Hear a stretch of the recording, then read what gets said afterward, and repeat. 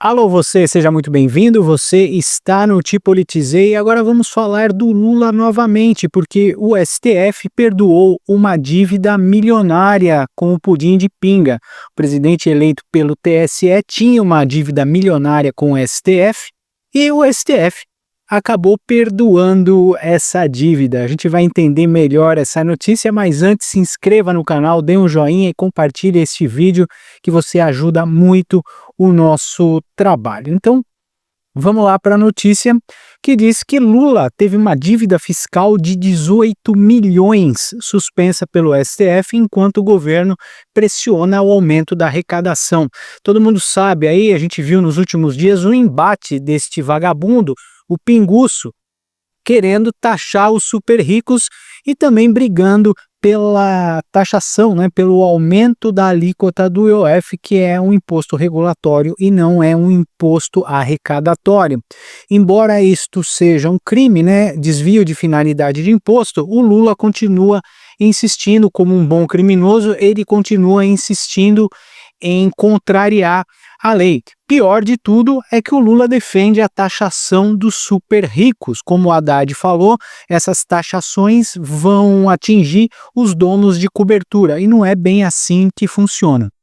Enquanto o Lula defende o aumento de impostos e pressiona o Congresso Nacional por novas medidas de arrecadação, uma decisão do PMSTF, o Partido do Movimento do Supremo Tribunal Federal, beneficiou o próprio sem dedo, A Corte suspendeu uma cobrança da Receita Federal no valor de 18 milhões de reais, referente a impostos sobre rendimentos obtidos por meio de palestras e doações do seu instituto, o Instituto do Lula, que serve para arrecadar e lavar dinheiro, como é público e notório. A informação foi revelada pela CNN e pela revista Veja.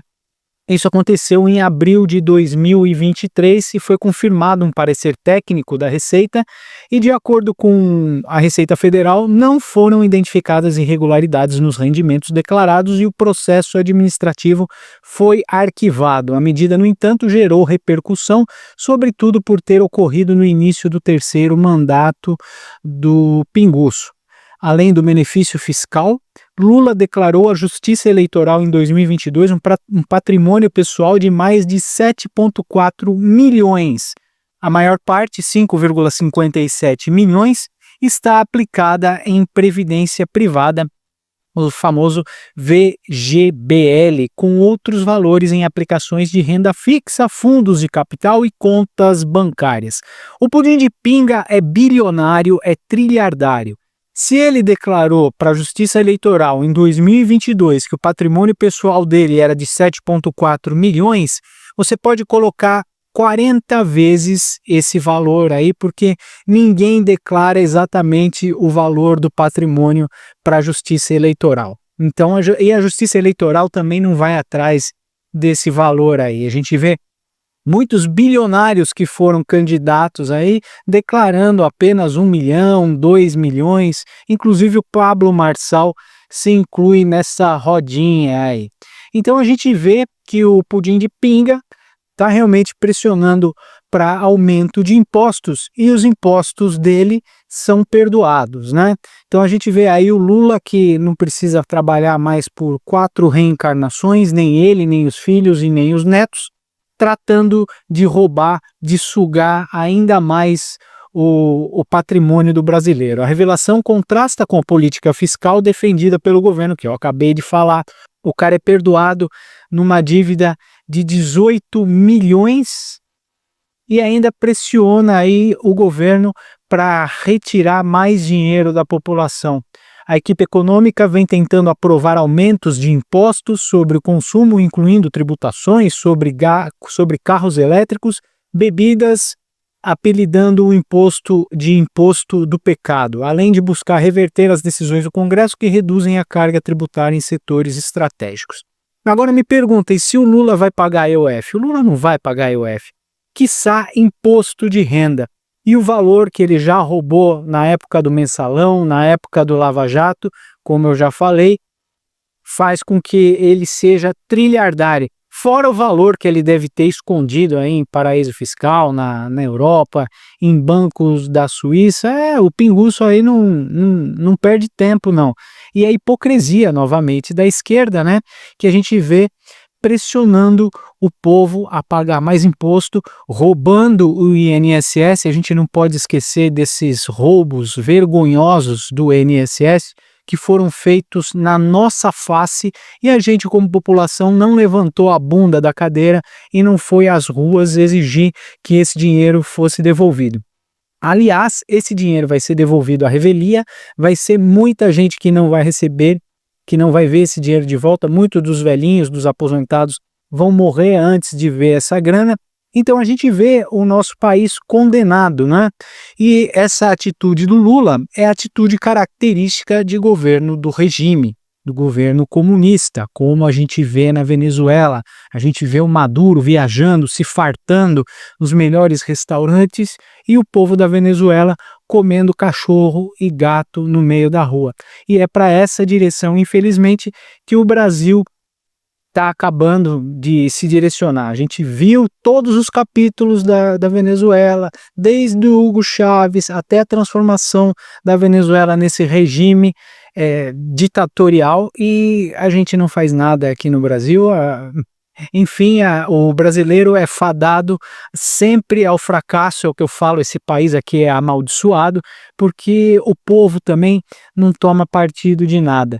E esse hipócrita defende a taxação dos super ricos quando ele mesmo é perdoado de uma dívida de 18 milhões referente a palestras, né? Palestras e doações ao seu instituto, que todo mundo sabe que o Instituto Lula foi construído justamente para lavar dinheiro, já foi palco de grandes escândalos.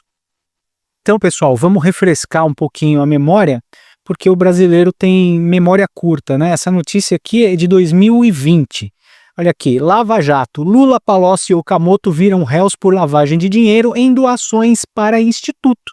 Denúncia da Força Tarefa aceitou, né? Sexta-feira, dia 23, isso foi em 2020. Aponta repasse de propina de 4 milhões pela Odebrecht ao Instituto Lula. Então a gente vê aí a hipocrisia do pudim de pinga, pedindo taxação dos super ricos, enquanto ele usava o instituto dele para lavar o seu lindo e belo dinheirinho, né? O ex-presidente eleito pelo TSE, Inácio, na época, ex-ministro da Fazenda, Antônio Palocci, e o presidente do Instituto Lula, Paulo Okamoto, viraram réus pelo crime de lavagem de dinheiro de um processo da Operação Lava Jato, onde a gente viu que hoje tudo isso foi pelo ralo.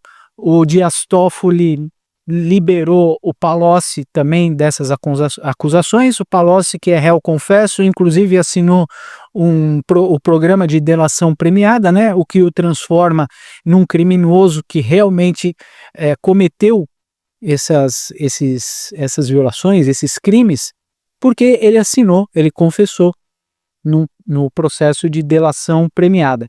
Então o Lula virou réu nesse processo, e agora está por aí, livre, leve e solto. E se a gente fosse prever o futuro, né, indo agora para 2025, que é a data dessa notícia, 5 de julho de 2025, a gente vê a hipocrisia desse vagabundo aqui pedindo a taxação dos super ricos, quando ele mesmo, o criminoso, não paga imposto e é liberado pelo STF, que se transformou tristemente aí uma instituição aí centenária do governo, tristemente se transformou nessa corja que vem governando o país junto com esse excremento, né? Então a gente fica aí com mais pesar ainda de viver num país onde o crime compensa, onde o roubo compensa, e ainda usam o nosso dinheiro para buscar criminosos. Eu nunca vou deixar de falar da mulher que foi resgatada lá no Peru, a Nadine Heredia, ex-primeira-dama do Peru, que deveria estar presa, e o Lula buscou com o jatinho da FAB pago com o nosso dinheiro para ficar aqui linda, livre, leve e solta no país da impunidade chamado Bananil. Muito obrigado por ficar comigo até o final deste vídeo. Não se esqueça de se inscrever no canal, dar aquele joinha e compartilhar este vídeo com quem você gosta e com quem você não gosta, porque ajuda muito no nosso trabalho e nos incentiva a continuar trazendo essas notícias aqui para você. Muito obrigado pela sua companhia. Daqui a pouco a gente volta. Até já.